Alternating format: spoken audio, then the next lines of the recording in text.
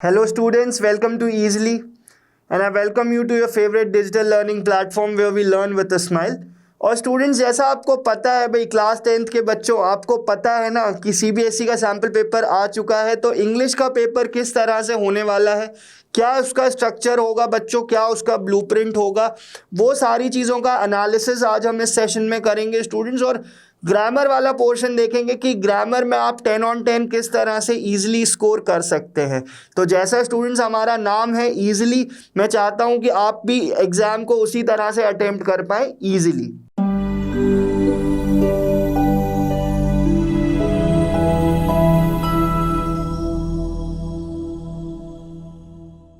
तो स्टूडेंट्स चलिए स्टार्ट करते हैं सेशन। और आपको पता है कि क्लास 10th में क्या होता है स्टूडेंट्स, आपके पास you have a reading section of 10 marks, you have grammar plus writing that is 20 marks. मतलब आप समझ गए होंगे कि 10 marks for grammar and 10 marks for your writing skills and 40 marks for your literature skills. ठीक है, तो स्टूडेंट्स रीडिंग भी बहुत ईजी होता है, अगर आप अच्छे से थोड़ा सा भी उसका प्रैक्टिस करोगे बच्चों तो रीडिंग में आप 10 on 10 स्कोर कर सकते हैं आसानी से, राइट। तो चलिए आगे बढ़ते हैं और हमारा देखते हैं स्टूडेंट रीडिंग स्किल्स भी आपका 20 मार्क्स का होता है। मतलब 2 पैसेजेस होते हैं, एक पैसेज 10 मार्क का, दूसरा पैसेज भी 10 मार्क का। ठीक है, तो स्टूडेंट्स पैसेज पर आते हैं ज़रा सबसे पहले, और ये माउंटेन्स से रिलेटेड कुछ पैसेज है। स्टूडेंट्स बहुत से बच्चे मुझसे यही सवाल पूछते हैं कि सर क्या अप्रोच सही होती है, पहले पैसेज पढ़ें फिर क्वेश्चंस पे आए या पहले क्वेश्चंस पढ़ें फिर पैसेज पे आए। सर हमारे स्कूल टीचर ने तो ऐसा बता रखा है, सर कोचिंग टीचर ने ऐसा बता रहा है, यूट्यूब पे आप कुछ अलग बता रहे हो। स्टूडेंट्स जिसने जो भी बताया है सब सही बताया, गलत कुछ भी नहीं बताया है। होता क्या है स्टूडेंट्स कि आपके ऊपर डिपेंड करता है कि आप कौन सा अप्रोच फॉलो करते हैं। कोई थंब रूल नहीं है, कोई फिक्स्ड रूल नहीं है कि आपको पहले रीडिंग करना है फिर क्वेश्चंस पे आना है या पहले क्वेश्चंस देन रीडिंग स्किल्स, ऐसा कुछ नहीं है। You guys have to decide what works best for you, आपके लिए क्या ज़्यादा सूटेबल है, क्या बेस्ट है। वो आप कैसे डिसाइड कर लोगे ऐसे ही कि मन हुआ सर मैं तो यही करूँगा, नहीं, ऐसे डिसाइड नहीं करा जाता है स्टूडेंट्स। आप क्या करेंगे, आप प्रैक्टिस करेंगे, आप प्रैक्टिस करेंगे। एक बार आप अप्रोच लगाएंगे कि आप पैराग्राफ पढ़ेंगे फिर क्वेश्चंस पर आएंगे, नेक्स्ट टाइम आप ये बोलेंगे नहीं सर मैं पहले क्वेश्चन पढ़ूंगा फिर पैराग्राफ्स पर आऊँगा, तो आप खुद बच्चों फिगर आउट कर पाएंगे कि कितना टाइम लग रहा था किस में। और तब आपको लगेगा कि हाँ, तब आप रियलाइज़ कर जाओगे कि नहीं यार मेरे लिए ये वाला अप्रोच बेटर था, इसमें मुझे टाइम कम लग रहा था, इसमें मेरा एक्यूरेसी 100% था। ठीक है स्टूडेंट्स, तो इस तरह से हमें रीडिंग स्किल्स पे ध्यान देना है। अब ये एक पैसेज है, इसमें स्टूडेंट्स माउंटेन्स के बारे में कुछ लिखा हुआ है, that mountains have always been held in great awe by mankind, they have been a challenge to humans, those brave among us have always wanted to conquer them, you see the more incredible the mountains the greater the thrill। इस तरह से पूरा ये passage है। Passage reading के लिए हम अलग से किसी दिन सेशन रख देंगे अगर आप लोग बोलेंगे तो। This session is more about analysis, कि इस सैम्पल पेपर का हमें किस तरह से एनालिसिस करना है और इससे हमें क्या पता चल रहा है, सीबीएसई बोर्ड में क्या देने वाला है, कैसा उसका पैटर्न रहने वाला है, किस टाइप के क्वेश्चंस होने वाले हैं। ये सिर्फ उसका आइडिया लगाने के लिए ये सैम्पल पेपर बनाया गया है स्टूडेंट्स। स्टूडेंट्स क्वेश्चंस पे आते हैं और आपको ऐसा नहीं होगा स्टूडेंट्स कि बस पैसेज देखा और वहाँ से उठाई लाइन और इधर चिपका दी, सर ये तो 10 नंबर बड़े इजी हो गए। भाई इतना इजी नहीं है काम, इतना इजी नहीं है, क्योंकि सीबीएसई ने क्वेश्चंस की वैरायटी रखी है, काफ़ी डाइवर्सिटी रखी है, काफ़ी एमसीक्यूज़ आपको देखने को मिलेंगे, आपको हर तरह के क्वेश्चन देखने को मिलेंगे स्टूडेंट्स। एमसीक्यूज़ मिलेंगे, फिलर्स मिलेंगे, वोकैब बेस्ड क्वेश्चंस मिलेंगे। अब जैसे पहला क्वेश्चन है students, why does the writer say that mountains inspire awe in humans. तो ये हम जब पैसेज रीडिंग करेंगे तब आंसर कर पाएंगे, एक तरह का एमसीक्यू ही है। फिर नेक्स्ट है जो mountain climbing is undoubtedly one of the most popular adventure sports. अब ये पैराग्राफ 1 में था, किस तरह से आंसर करोगे स्टूडेंट्स इसको, select the option that displays what the writer projects. अब हमें बताना है कि अनडाउटेडली मतलब अनडाउटेडली देखते से ही समझ नहीं जा रहे हो कि अनडाउटेडली मतलब कोई डाउट ही नहीं है। डाउट नहीं है मतलब क्या है, श्योरिटी है। श्योरिटी है मतलब क्या है, कन्विक्शन है। तो ये वोकैब बेस्ड चीजें होती स्टूडेंट्स, इस तरह से आपको अपनी reading skills, vocab skills enhance करनी पड़ेंगी, तब आप इस तरह के क्वेश्चंस आंसर कर पाएंगे। पर बच्चों डरने का नहीं है, डरने की कोई ज़रूरत नहीं है, क्योंकि एग्ज़ाम एक हफ्ते बाद थोड़ी है बच्चों, टाइम है अभी हमारे पास। We still have a lot of time कि इंग्लिश में हम 90 प्लस तो स्कोर कर ही पाए, इंग्लिश में हम 90% से तो ऊपर स्कोर कर ही पाए, ठीक है। तो ये एक टाइप था। फिर एक इस तरह का क्वेश्चन भी पूछना चाह रहे हैं कि complete the following with the phrase from paragraph 1। तो पैराग्राफ 1 में से ढूंढना है कि यहाँ ओपिनियन में क्या आएगा और उसका रीजन यहाँ पर लिखा हुआ है। फिर the writer compares training in penance in the line, then comes the penance of the rigorous training. State one point of similarity between training and penance. Training और पेनेंस, पेनेंस मतलब पछतावा होता है स्टूडेंट्स। तो अब इसमें सिमिलैरिटी कैसे ढूंढोगे, अपने मन से ढूंढ लोगे क्या? नहीं, जो पैसेज में दिया है स्टूडेंट्स उसी के बेसिस पर आप लिखेंगे। तो क्या होगा स्टूडेंट्स, आपको डायरेक्ट लाइंस मिल जाएंगी क्या लिखने के लिए? अगर डायरेक्ट लाइंस मिल भी जाती हैं तो उनको एज इट इज मत लिख देना, गलत हो जाएगा वो। उसको पैराफ्रेज करना है। पैराफ्रेज करना मतलब अपने शब्दों में लिखना है। सर मैं आंसर अपने तरीके से लिख दूं, बिल्कुल लिख दो भाई, बिल्कुल लिख दो बच्चों, तभी आपको मार्क्स मिलेंगे, तभी आपको मार्क्स मिलेंगे। देखिए लिखा हुआ है based on your understanding of the passage. आप पैसेज से क्या इंटरप्रेट कर पाए स्टूडेंट्स, क्या आप पैसेज से समझ पाए, उसी तरह से आपको यहाँ पर आंसर करना है। फिर अगेन ये फिलर टाइप के क्वेश्चन यहाँ पर दिख रहे हैं। फिर यहाँ पे आपको खुद 1 लाइन 2 लाइन लिखनी पड़ेगी। What connect does the writer draw out between unpredictable weather and setting up of camps. ये मिलेगा कहाँ, पैराग्राफ 3 में मेंशन्ड है। फिर उसके बाद स्टूडेंट्स ये इस तरह का क्वेश्चन है एक, the writer says a true mountaineer may challenge the mountain yet is always respectful to the powerful forces of the nature. अब select the reason the mountaineer is respectful to the forces of the nature up to the mountain. तो भाई उसका survival ही एक reason हो सकता है। आपको पता है कि अगर कोई माउंटेन क्लाइंबिंग कर रहा है that is one thing, but he has to respect the forces of nature. Nature से बड़ा कुछ नहीं होता है, तो he has to respect, otherwise survival का प्रॉब्लम आ जाएगा स्टूडेंट्स। तो ये सब चीजें जब आप पैसेज रीड करोगे ना तो समझ में आएगा। इस तरह से स्टूडेंट्स यहाँ पर 10 क्वेश्चंस थे। फिर अगला जो है नॉर्थ ईस्ट इंडिया के बारे में लिखा हुआ है स्टूडेंट।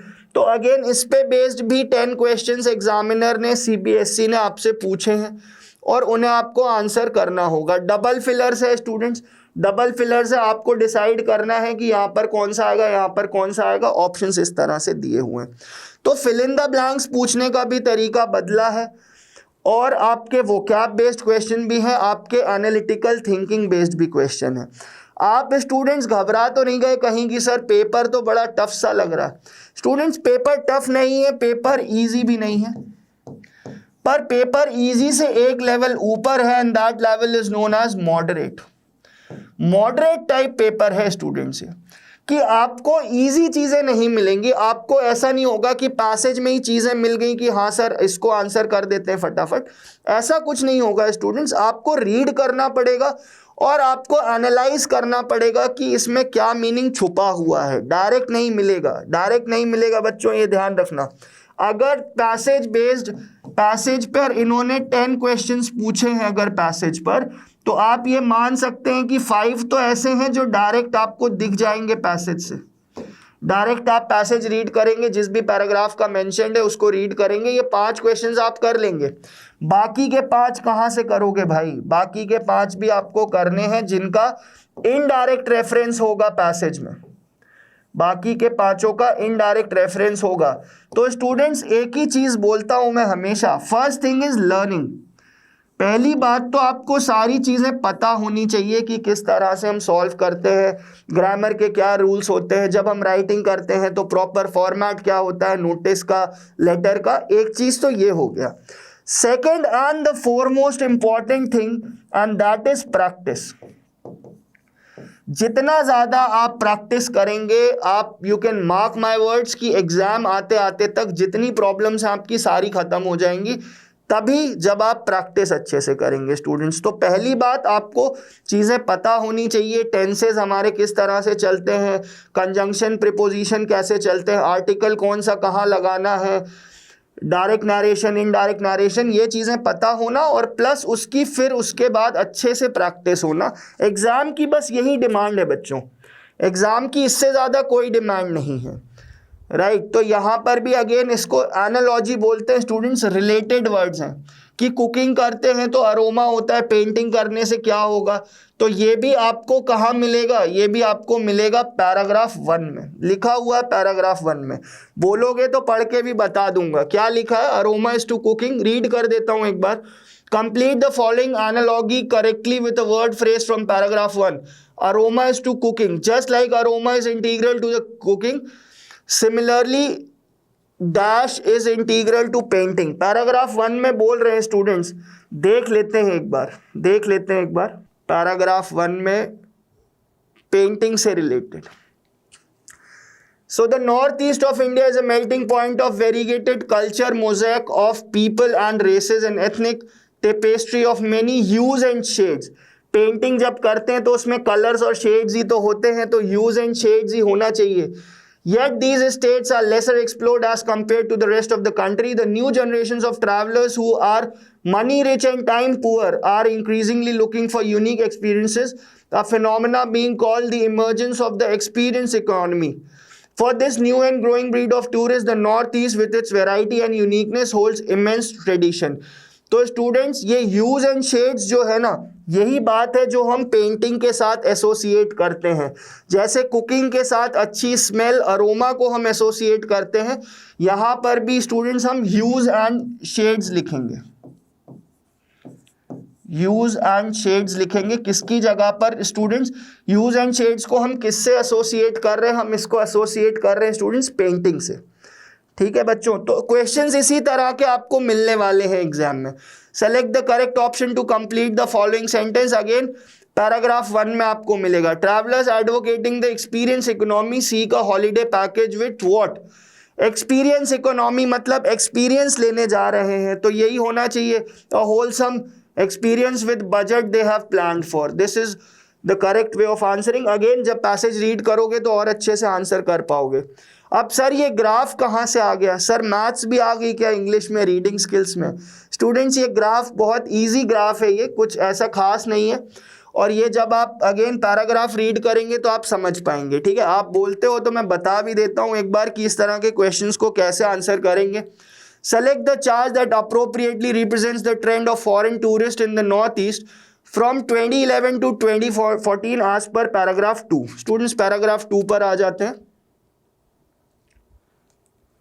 पैराग्राफ 2, अब किस तरह से ग्राफ बढ़ा है 2011 से 2014 तक, हमको ये देखना था। नंबर्स किस तरह से बढ़े हैं और उन नंबर्स को हमें ग्राफिकली प्रेजेंट करना है कि वो लीनियर ग्रोथ हो रही थी, लीनियर ग्रोथ मतलब सीधा सीधा, एक्सपोनेंशियल ग्रोथ थी, स्टैग्नेंट ग्रोथ थी, किस तरह की ग्रोथ थी ये देखना। A study conducted in 2020 by Dr. Sherab Bhutia revealed that the foreign tourist arrival in Northeast increased from 37380% in 2005 to 11852 in 2014. The overall growth rate of tourists, both domestic and foreign, in the Northeast was as high as 26.44 during 2005-2006.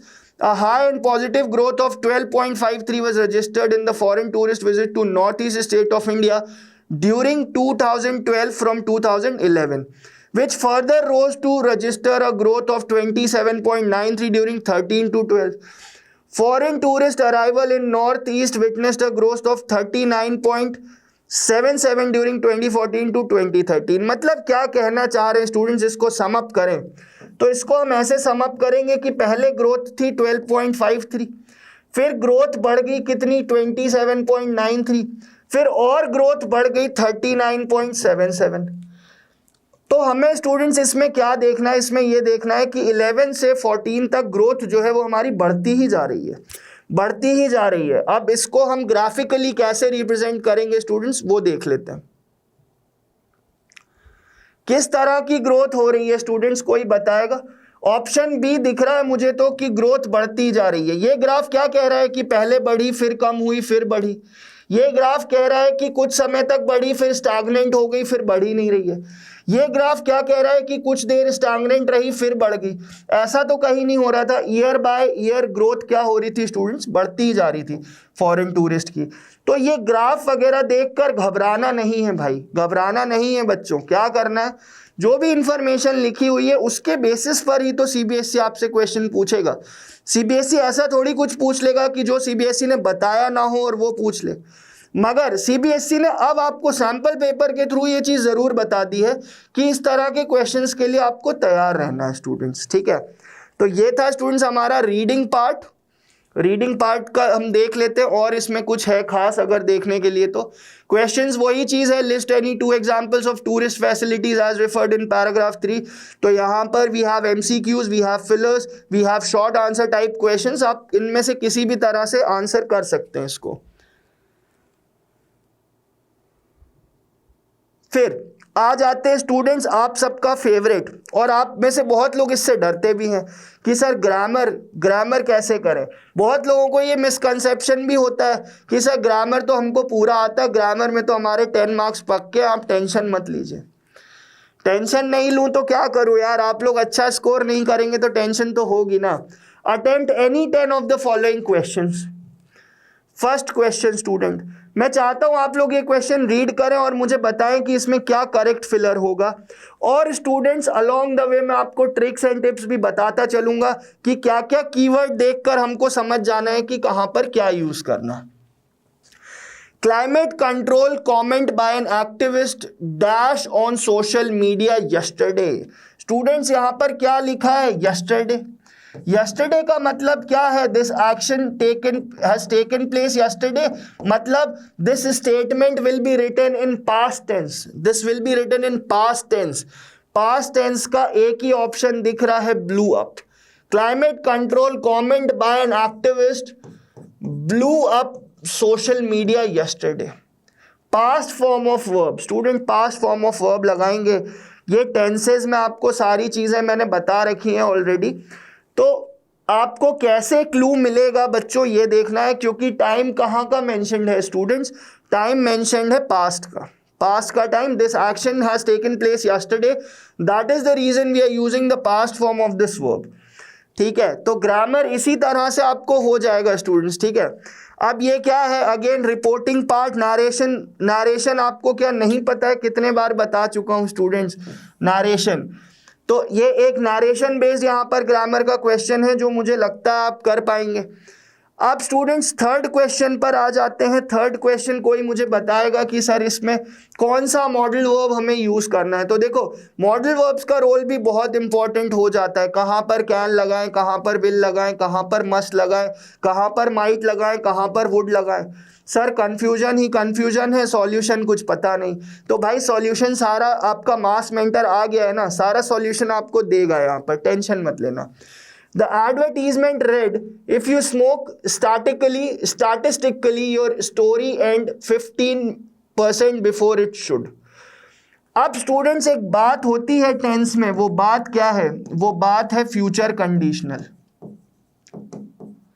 Future conditional एक example लिखता हूं, उससे आपको clarity आएगा और चीजें समझ आएंगी सारी। इफ आई विल कम,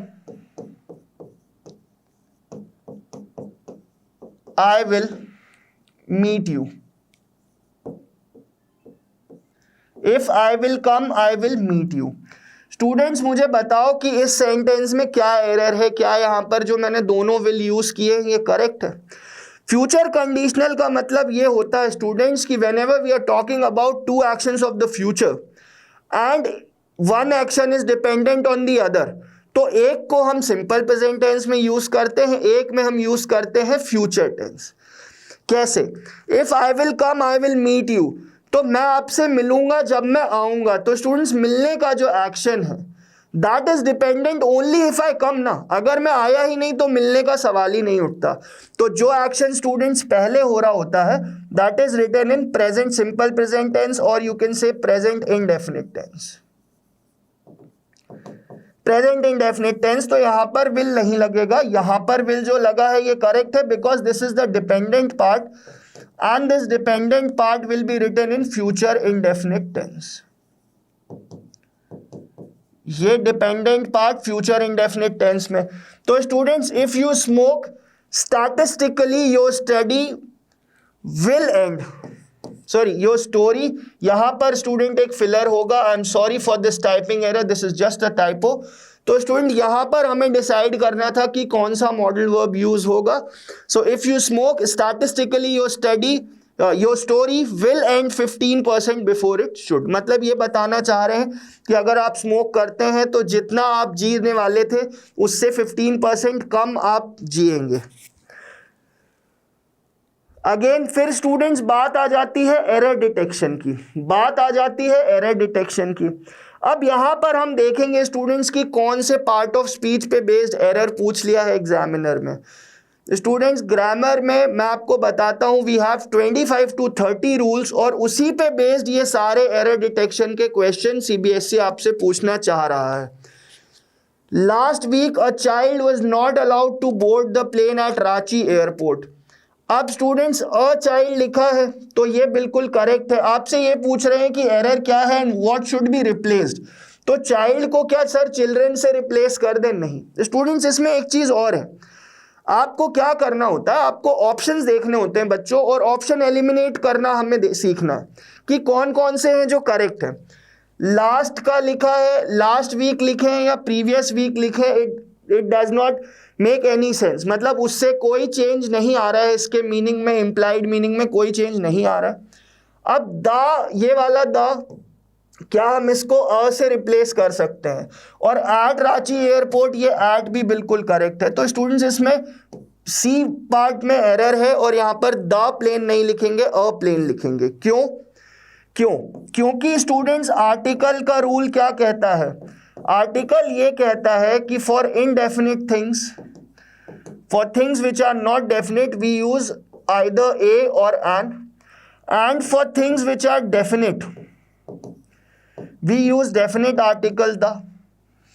तो स्टूडेंट्स प्लेन है, अब प्लेन नहीं पता कौन से प्लेन की बात हो रही है, ना बोलने वाले को पता है ना सुनने वाले को पता है कौन से प्लेन की बात हो रही है, हमें नहीं पता स्टूडेंट्स, इसीलिए मैं इसको इनडेफिनिट आर्टिकल ए से रिप्लेस कर दूंगा, इसीलिए मैं इसको इनडेफिनिट आर्टिकल ए से रिप्लेस कर दूंगा। जो बात मैंने आपको ग्रामर सेक्शन के स्टार्टिंग में बताई बच्चों कि आपके सारे पार्ट्स ऑफ स्पीच, आपका टेंस, आपका नारेशन, आपका सब्जेक्ट वर्ब एग्रीमेंट, इन सारे रूल्स आपको अच्छे से पता होने चाहिए, तभी आप ये बोल सकते हैं कि सर ग्रामर में कुछ भी आ जाए हम तो 10 on 10 स्कोर करने वाले हैं। हमें एडजेक्टिव्स पता होने चाहिए, हमें डिटरमाइनर्स, हमें मॉडिफायर्स, सारी चीज़ों का स्टूडेंट्स नॉलेज होना चाहिए अच्छे से।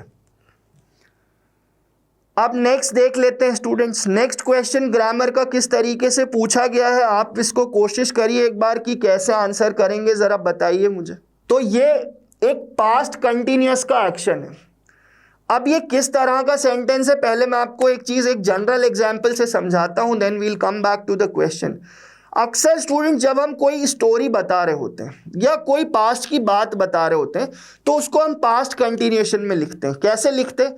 हम ये बताते हैं ना, कल जब मैं पढ़ाई कर रहा था, yesterday when I was studying he came, कल जब मैं पढ़ रहा था, तो एक्शन कंटिन्यूएशन में था पास्ट का, उस टाइम वो आया या उस टाइम उसका फोन आया। तो जो एक कंटिन्यूएशन एक्शन के बीच में जो दूसरा एक्शन हो रहा है उसको सिंपल पास्ट टेंस में ही लिखा जाता है हमेशा। ये चीज मैं आपको समझाना चाह रहा हूं। एक और एग्जाम्पल से अगर मैं इसको डिस्कस करना चाहूं कि कल जब मैं क्लास ले रहा था लाइट चली गई, कल जब मैं क्लास ले रहा था, पास्ट का एक एक्शन था स्टूडेंट्स कंटिन्यूएशन में, और उसके बीच में एक एक्शन हो गया लाइट चली गई। तो बात समझ गए ना? वही चीज स्टूडेंट्स यहां पर है। आज I was standing on the dock looking out at the lake for the last time, a feeling of emptiness washed हो जाएगा स्टूडेंट्स, पास्ट का सिर्फ एक ही दिख रहा है, washed over me like darkness, ये तो फ्यूचर है। had washed तो पास्ट परफेक्ट हो गया, पास्ट परफेक्ट की बात नहीं है, फ्यूचर परफेक्ट की बात नहीं हो रही है। तो ग्रामर में ऑप्शन एलिमिनेशन भी स्टूडेंट्स उतना ही इंपॉर्टेंट हो जाता है क्या करेक्ट है that is one thing, but क्या इनकरेक्ट है अगर आप उसको भी पकड़ लोगे तो आपका काम वहां पर इजी हो जाएगा स्टूडेंट्स, ठीक है। तो इसी तरह का अप्रोच आपको सैंपल पेपर में तो दिया ही गया है, यही अप्रोच आपको बोर्ड एग्जाम्स में भी फॉलो करना चाहिए। फिर स्टूडेंट्स इस तरह का एक और फिलर यहां पर दे दिया है। Then again dialogue between grandfather and grandson दिया हुआ है, इसको रिपोर्ट करना है। फिर अगेन स्टूडेंट्स एरर डिटेक्शन का क्वेश्चन है। यहां पर क्या है, एरर भी आपको बताना है और करेक्शन भी आपको करना है। Previously there was a question जिसमें आपको पूछ लिया था कि इन चारों में से कौन सा है जिसमें एरर ये है और करेक्शन ये है। इस क्वेश्चन में सीबीएसई आपसे पूछना चाहता है कि एरर क्या है और करेक्शन क्या है। सो इन ऑर्डर टू बैलेंसिंग, अब स्टूडेंट्स ये टू जो है ना, इसको देखते से ही आपको समझ जाना चाहिए कि 2+V1 रूल होता है। What is this 2? This is infinitive, this is infinitive. तो स्टूडेंट्स आपको यहां पर देखते से ही समझ जाना है कि सर 2+V1 रूल होता है। मतलब एरर क्या है स्टूडेंट्स इस क्वेश्चन में? एरर है balancing, and this balancing should be replaced with balance. तो एरर भी हमने ढूंढ लिया और हमने उसको करेक्शन भी कर दिया। ग्रामर सिर्फ और सिर्फ इतना ही आसान होता है अगर आपने सारे रूल्स अच्छे से देख रखे। Sunil shared some information with Tariq about a holiday at the sea. Report Tariq's question. अब तारिक का क्वेश्चन है कि did you enjoy travelling by sea. तो डायरेक्ट स्पीच में उसने कैसे बोला होगा ये चीज? Tariq said to Sunil. और क्या बोला है ये पार्ट इन्वर्टेड कॉलम्स में, मतलब एग्जाम में ऐसा नहीं होगा बट मैं आपको आपकी अंडरस्टैंडिंग के लिए बता रहा हूं। अब स्टूडेंट्स ये सेंटेंस कैसा है पहले तो ये समझते हैं। This is an interrogative sentences, this is an interrogative sentence that is starting with a helping verb. Interrogative sentence student जब भी हेल्पिंग वर्ब से स्टार्ट होता है तो उसमें क्या होता है, पहले तो हमें कंजंक्शन देखना है स्टूडेंट। कंजंक्शन होता है हमारा इफ या वेदर, और उसके बाद एक चीज और कि ये सेंटेंस पास्ट टेंस में है, सिंपल पास्ट टेंस में। तो डिड जो है students that always changes, did always changes to had plus V3। Sir हमें कैसे पता चलेगा ये चीज? तो भाई आपको नरेशन के रूल्स पढ़ने पड़ेंगे उसके लिए, ठीक है। जो भी टॉपिक आपको लगता है कि सर मुझे आर्टिकल में दिक्कत है, नरेशन में दिक्कत है, टेंस में, whatever topic, please write to us in the comment section and we'll try and make in video for that, ठीक है। अब अगर इसको हम इनडायरेक्ट में लिखें स्टूडेंट्स तो हम ऐसे लिखेंगे, तारिक आस्क्ड सुनील इफ या वेदर, कुछ भी लगाओ फर्क नहीं पड़ता students, weather he had, did क्या हो जाएगा स्टूडेंट्स? हैड प्लस V3 में बदल जाएगा। He had enjoyed travelling by sea, और इन्वर्टेड कॉलम्स और क्वेश्चन मार्क्स हट के स्टूडेंट्स यहां पर फुल स्टॉप लग जाएगा। इन्वर्टेड कॉलम्स हट जाएगा, क्वेश्चन मार्क हट जाएगा, उसकी जगह फुल स्टॉप लग जाएगा। तो ग्रामर स्टूडेंट्स इसी तरह से एग्जाम में पूछी गई है। यहां पे अगेन एक क्वेश्चन है स्टूडेंट्स हमारे पास मॉडल वर्ब से related, dash we afford to neglect children think twice. तो स्टूडेंट्स यहां पर कैन आएगा। कहां पर कैन आता है? एबिलिटी के लिए, स्ट्रेंथ के लिए, कैपेसिटी के लिए। कहां पर मे आता है, कहां पर विल आता है, कहां पर नीड आता है। इसके लिए स्टूडेंट्स आपको मॉडल वर्ब की अच्छी अंडरस्टैंडिंग होनी चाहिए। अगर आपको लगता है कि सर मॉडल वर्ब्स में भी हमें प्रॉब्लम है तो बच्चों कमेंट सेक्शन आपके लिए है। जो भी प्रॉब्लम आपको आ रही है प्लीज हमें लिखें, we'll try and address these problems. So that was your grammar sections, जिसमें हमारे 12 क्वेश्चंस थे, जिसमें से हमें 10 करने थे। Coming to the creative writing skills. Now this word is very important students, creative writing skills. Your writing skills should be creative. ऐसा नहीं कि कुछ भी लिख दिया, ठीक है। तो चलिए 10 मार्क्स का हमारा राइटिंग स्किल्स है स्टूडेंट्स, और 5 मार्क्स के हमारे 2 क्वेश्चंस हैं। और लिखना क्या है स्टूडेंट? हमारा एक क्वेश्चन है which has part A and part B, you have to choose either part A और पार्ट बी। इस तरह से हम इसको करते हैं। अब पहला है students, you are Sunidhi Prakash, the vice captain of Brilliant Vidyalaya Barra Kanpur. You have recently noticed several posters around around school premises conveying a hazardous message. अब ये कुछ मैसेज है. Write a letter to the editor. Students, CBSE का exam हो और letter to the editor ना हो, ऐसा हो ही नहीं सकता. स्टूडेंट्स, सीबीएसई का एग्जाम हो और लेटर टू द एडिटर ना हो, ऐसा हो ही नहीं सकता. आपको आज से ही क्या करना है स्टूडेंट्स, ये लेटर टू द एडिटर के लिए जितनी प्रैक्टिस कर सकते हो कर लो. फॉर्मेट अच्छे से समझो और कैसे उसको लिखना है उसकी प्रैक्टिस कर लो स्टूडेंट्स. मार्क माय वर्ड्स, आपके बोर्ड एग्जाम्स में भी एक लेटर टू द एडिटर होगा ही होगा. राइट, तो ये फर्स्ट क्वेश्चन का फर्स्ट पार्ट था. अब फर्स्ट क्वेश्चन का सेकंड पार्ट क्या है students, you are Jack Sakaria, a resident of number 412 Magna Greens apartment, Gandhi Marg, Jaunpura, Mumbai. 3 students of grade 10 from your residential complex have rescued and rehabilitated a few old beggars from their neighborhood. You think that their work deserves appreciation and recognition. Write a letter to the president of the RWA. RWA का मतलब होता है Residents Welfare Association जो होता है.